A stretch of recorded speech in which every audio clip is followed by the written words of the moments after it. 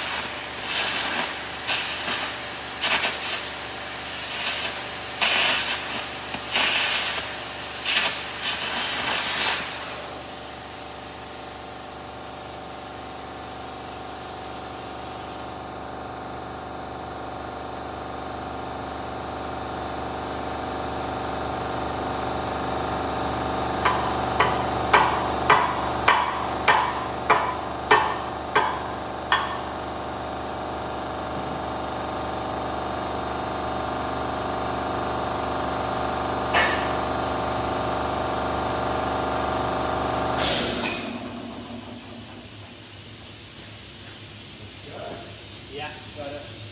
Okay. Yeah. Oh, you did better. Oh, I went a bit deep, but not too much. It was easier than that,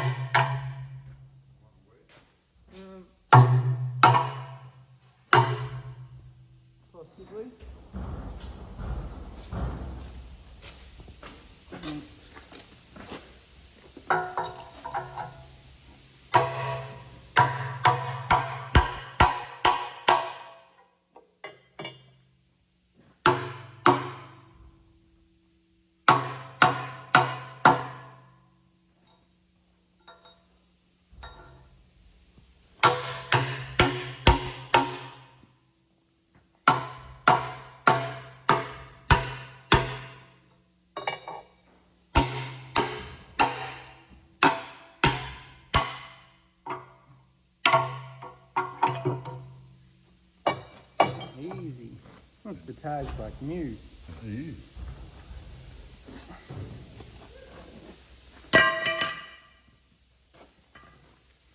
Like new. Now you can stick it on there. I can. Come out. I'll have to get the tag off the other one then. I don't want to hurt it. Should I drill it out or no? Because I don't know. If it's not rusty, it might not.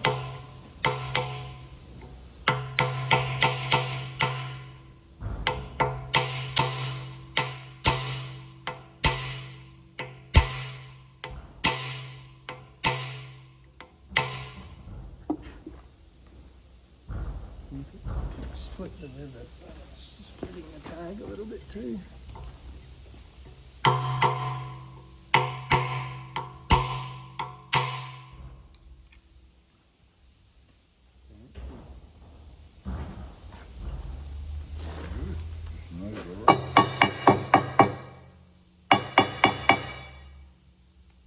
Yeah.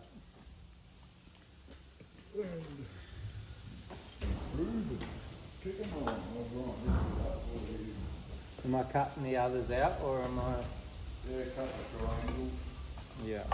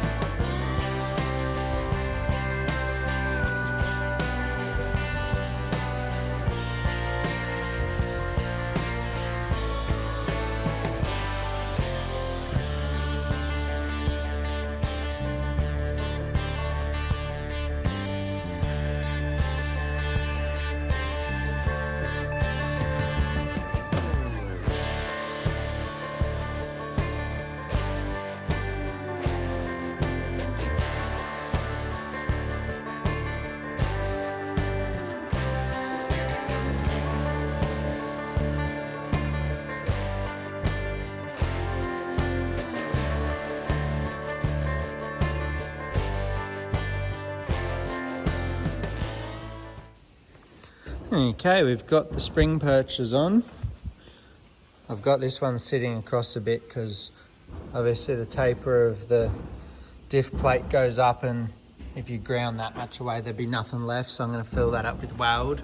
You can see how low the spring got into the housing. It was almost through the plate, so we'll build that back up with weld.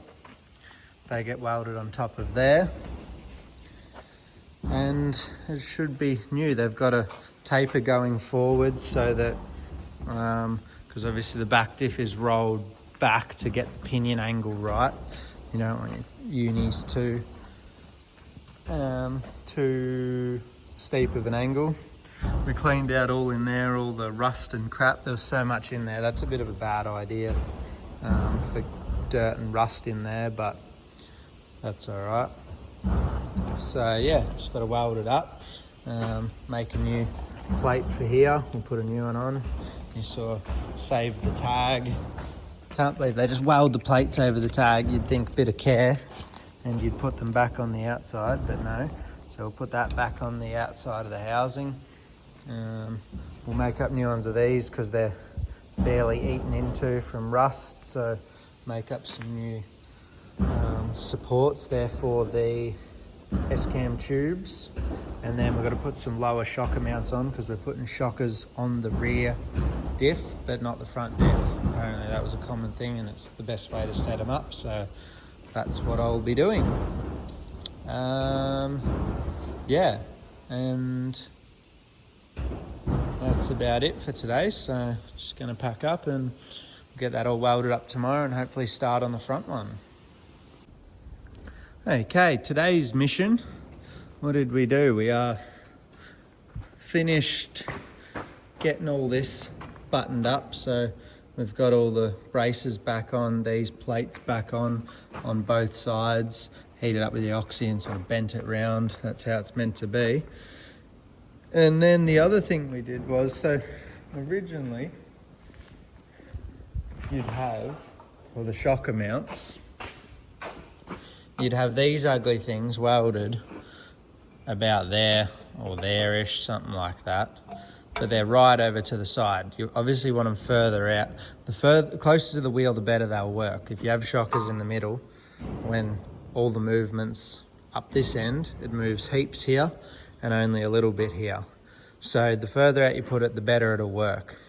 But with them welded to the diff, if you want to change a slack adjuster, you can't get it off because it fouls on this. So you have to pull the wheel off, pull the brakes off, slide the S-cam out just to get the slack adjuster off. So we've reinvented the wheel here and cut out some brackets on the plasma table, welded them to there, and then got a bit of 40mm rod here. I'm going to turn this down here so the shocker fits on here. Actually, I've got a shocker here. So the shocker will sit on there like that, and it will be threaded with a bolt in the end, and that's what'll hold it on there like that. And then when you want to remove the slack adjuster, you just undo the booster with the slack adjuster around there. That's not in exactly the right spot. It's got to go in more. But yeah, you just turn that around there and pull that out like that and it'll come off. So got to put another bit of bar in here, and then I've got to put some new reinforcement plates on here because these are all rusted out, so I'll cut them out and weld them on and drill holes, and then weld all the spring perches back up, put the top bits on and weld it all up, and it can be, then I'll put the center back in, sandblast and paint it. So it's coming along slowly. It's a bit of stuffing around, like sort of trying to re-engineer this sort of stuff. There's Kenworth now extends these out to here and builds some sort of bracket off the bottom and brings it round. But yeah, I've gone with that. It's just something different, and we'll see if it works. So yeah, it's coming along slowly, but we'll do a bit more tomorrow.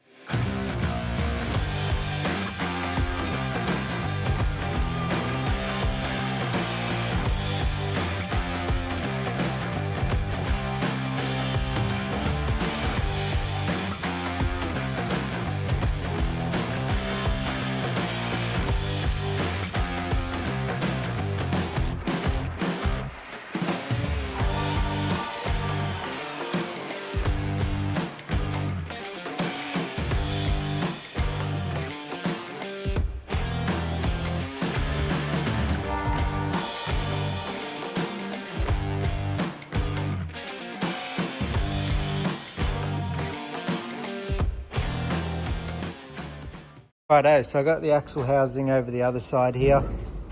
I actually found a crack in one of the brake backing plates. So I've stripped the brake backing plate off of this rear end out here. Tell you what, lucky we got plenty of spares.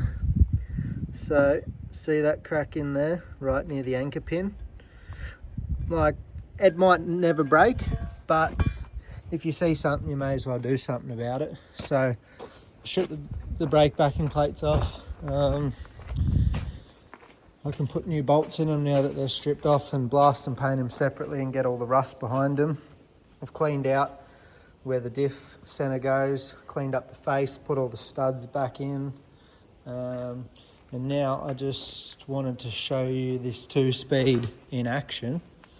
Oh, I pulled the yoke off too, because we've got to swap the yoke off the other diff because someone attacked this yoke with the oxy, or it's had a failed uni or something at some point. So I've undone that with the 1-inch Milwaukee. I got new seal for here, but I don't want to put the new seal in until that's been sandblasted so it doesn't get any grit in there. But I'll just get a texter just so I can show you how this works.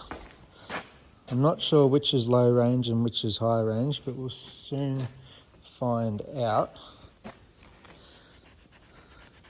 Just going to put a texter mark on here. I've already been playing with it before, just to try and see what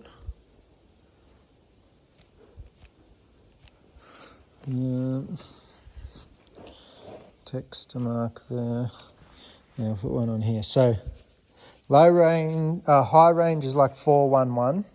High range is 5.3 something like that. So that's 4.1 turns of the pinion to 1 turn of the axle, and then low range 5.6 or something, I've got to check, to 1 turn of the axle.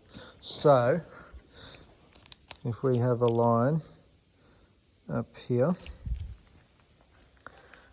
and we turn it,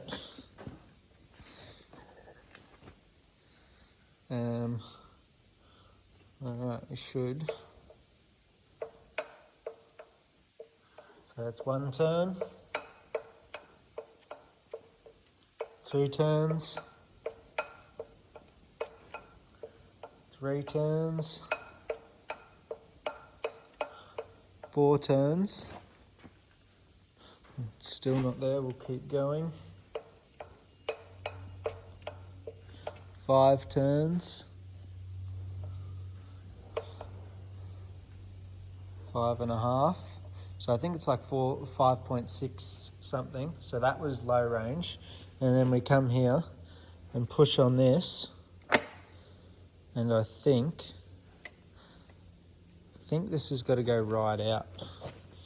I'm just going to require 2 hands for a sec. Alright, got to put you down because I need 2 hands to get it right out.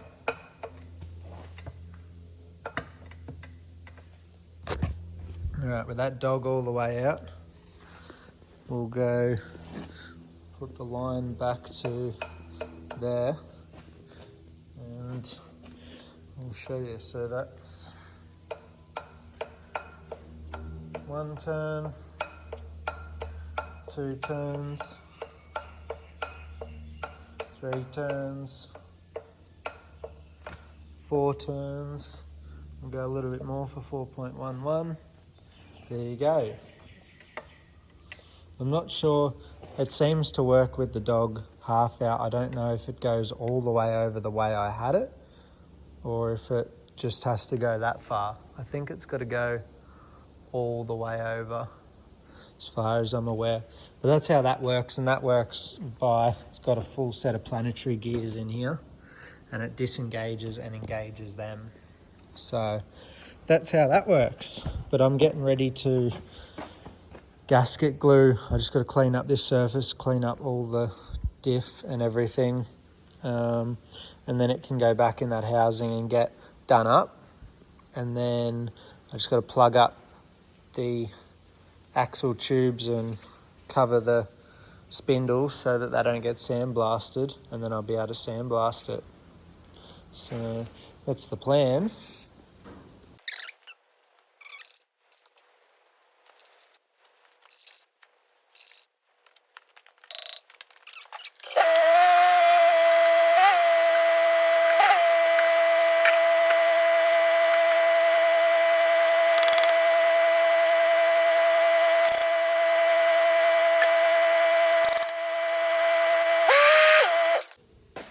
I can put the nuts on now and do them up.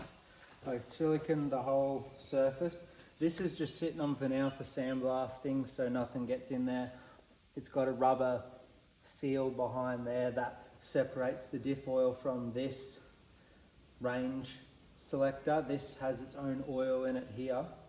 So you put 10 weight oil in here and obviously 80/90, 85/140 in the diff itself, and that seal in there keeps it apart. So I'm going to change that so that it doesn't leak each oil either way.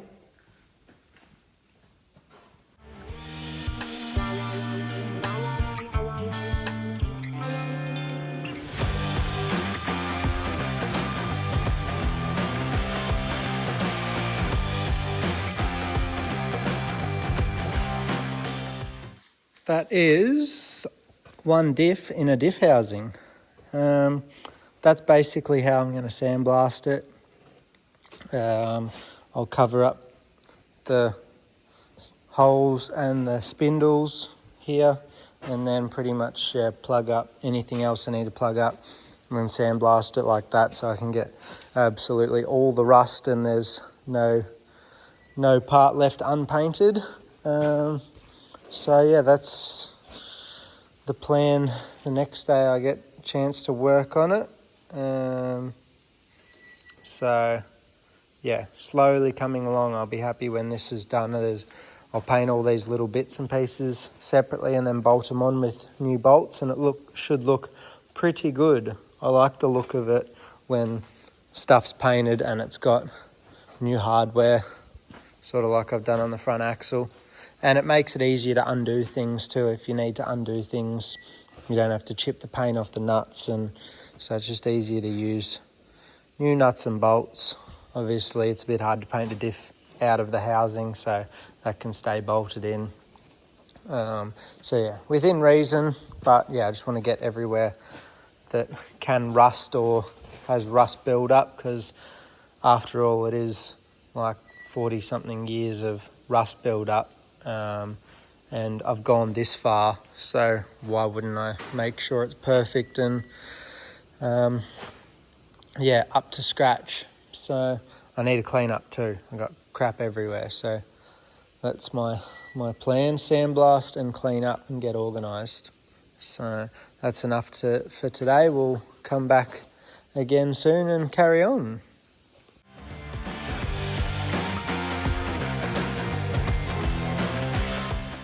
Okay, I've been hard at it. I've got everything I need here to put the rear diff together, so I'm going to paint all these things in one go.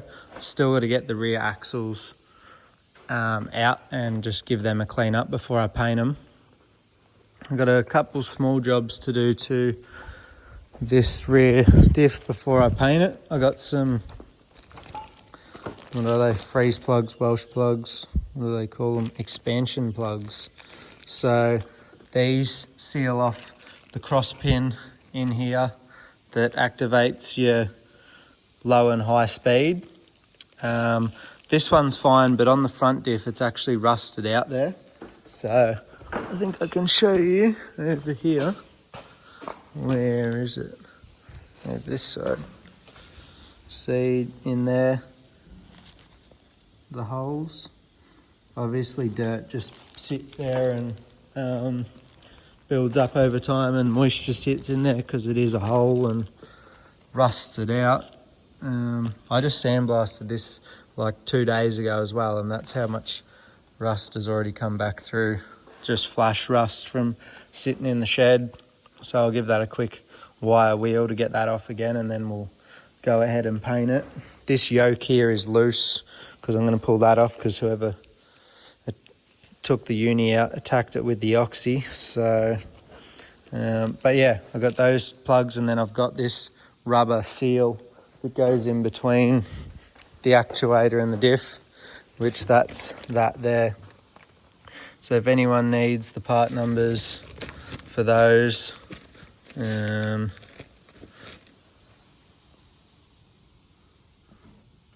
that's all your part numbers there. So yeah, I'm gonna put a Tek screw in these to try and get them out. I'll pry them out, and then you just sit them in with the convex side out like that, and give them a smack in the middle with the hammer and a drift or punch, and because it goes flat, it makes it a bigger outside diameter, and that's what seals it in there. So yeah, I'll see if I can get those out, and if I can, I'll put the new ones in. Okay, I got the bottom and top expansion plugs in. I put a bit of gasket maker on them, just added protection against leaks because I don't want any oil coming out there. Now these are the same part number for both front and rear, but you just put them on opposite ways. So this way is bottom single and rear tandem, and this way is bottom forward tandem. So we're going to go that way, the bottom single and rear tandem, and the spring that you can see on my finger is that faces outwards, so it goes on like that. I don't know if I can put it on with one hand because the spring makes it a bit stiff, but that's how it goes. So I'm going to push that on there, and then I'm going to blow everything down with the air blower, pop this seal out, take this yoke off, shove a rag in there, and then paint it all.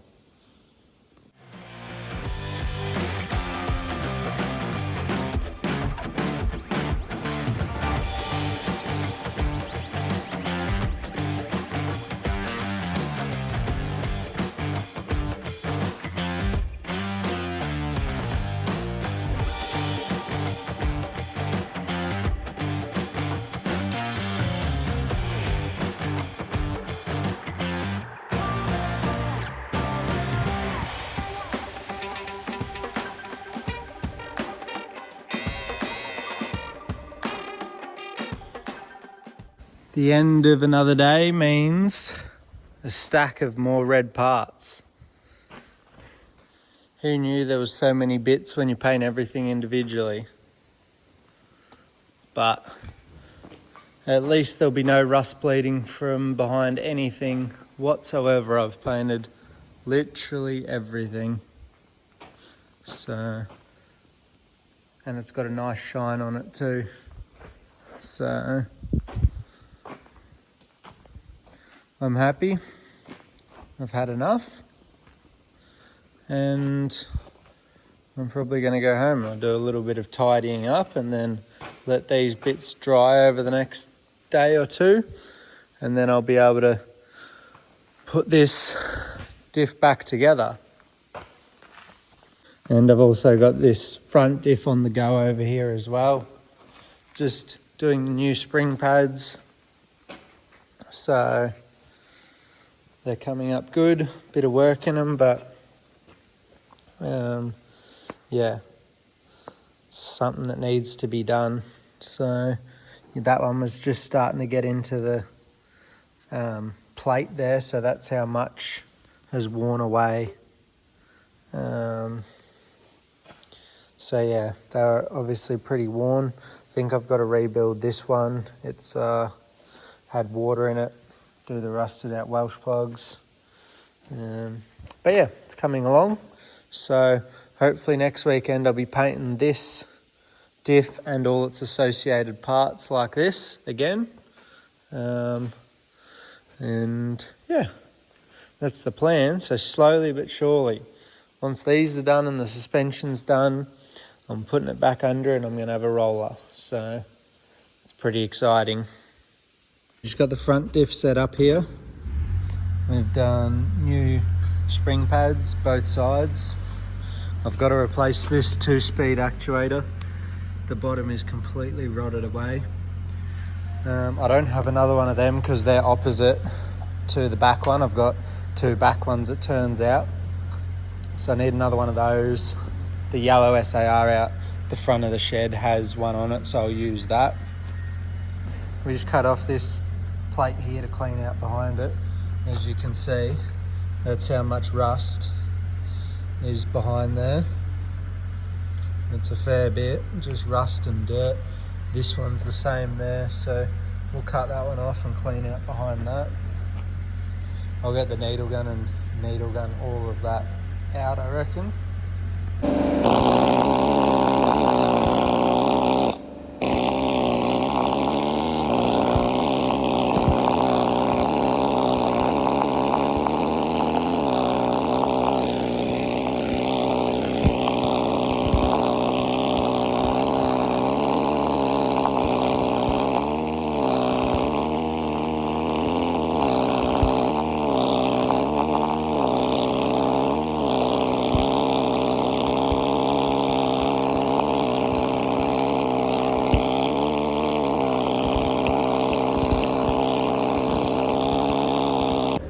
So I'm just here working away on the front diff. For anyone that has one of these Eaton diffs, this bottom plug is not a drain plug here. It's actually a magnetic screen and filter. This here is an oil pump. I'm going to pull that off and have a look under there as well, just to check the condition of the oil pump to make sure I don't need to replace anything. But yeah, you want to clean that out because obviously all your silicone from excess silicone from when you reseal the diff, that all ends up in there, and then yeah, a bit of metal on the magnet as well.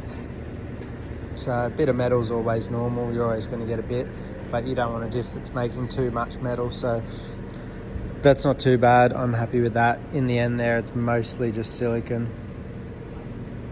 and then a little bit of metal up the end, so I'll clean out the hole down in there and go from there.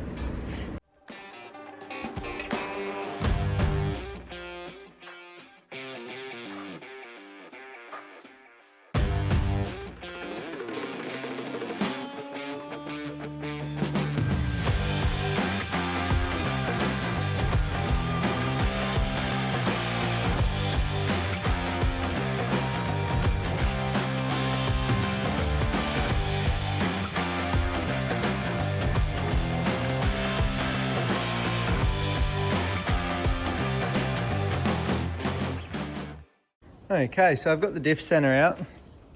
I pulled all the power divider bolts out here. I'm just getting ready to lift the power divider off. This is the oil pump cover and the oil pump gears.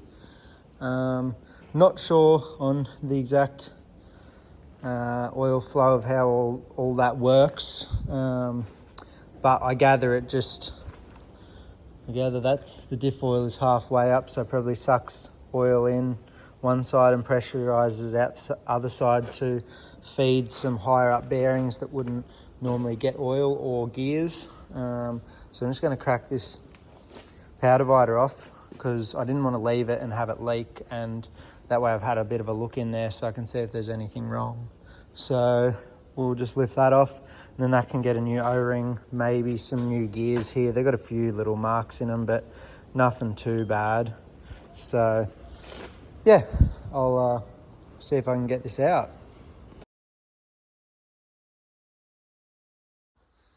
So I've got the power divider off, you can see here. All looks pretty good, bit dirty, but not too bad overall. This is your oil pump on the front cover. It sucks up oil through the magnetic screen, up into the pump, out there, and then I think it lubes your input shaft bearing. The screen was a bit blocked, so we've got a bit of wear in the oil pump shafts here, so I'm going to get a new oil pump kit for it. So that means I'll have to leave this apart for now until I get that kit. So I'm going to start on the suspension and pull that out so I can sandblast it and paint it. Because you need to get to that oil pump gear under there to replace it. The other thing I noticed is this has got a spring down here. And it's meant to have a thrust button on top so that the spring doesn't rub on the end of the shaft. It's meant to have a button between there. So I need to get a thrust button for that. But yeah, so a few things to do to that, but overall looks pretty good. I'm pretty happy with it. The bearings I can see look good. So yeah, we're gonna start on the suspension. And that's all we've got time for this one, guys. Thanks for watching, everyone. Really appreciate it. I'm super happy that we are making good progress again. It's been way too long and things are coming together. So should be a roller very soon, hopefully, once we get this front diff painted. Put a few things together and it should be, yeah, looking a lot more complete. It's almost been 1 year. 26th of December is a year, so my goal is to have it a roller by then. And yeah, that'll be a huge achievement. So it's coming along slowly, piece by piece, and I thank everyone for watching and sticking around for it, because I know it has been a long process. Don't forget to like and subscribe if you enjoyed the video. There's also a new button called Hype. Don't know what it does, puts me on a weird leaderboard and with lots of other weird videos. But anyway, click the Hype button. You can click it 3 times in a week, and like and subscribe, and we'll catch you in a couple of weeks for another episode. Cheers.